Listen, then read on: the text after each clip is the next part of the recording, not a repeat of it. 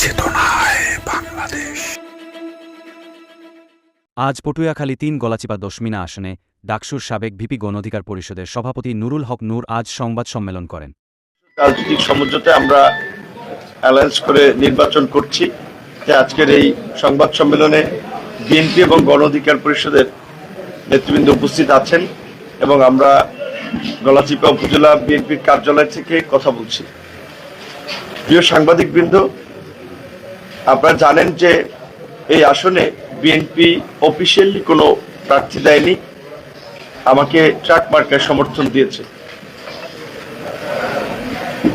আমাকে বিএনপি সমর্থন দিলেও একদিকে যেমন বিএনপির বিভিন্ন পর্যায়ের সাবেক এবং বর্তমান কমিটির নেতৃবৃন্দ আমাকে সহযোগিতা করছে, দলীয় নির্দেশনা মেনে তারা আমার পক্ষে কাজ করছে।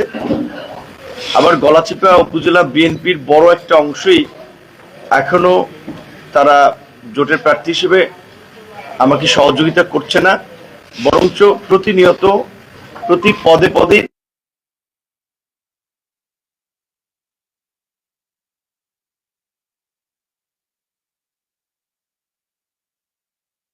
নিয়েছে, কমিটি বিলুপ্ত করেছে, আরো হয়তো ব্যবস্থা নেবে। আপনারা লক্ষ্য করেছেন যে মনোনয়ন দাখিল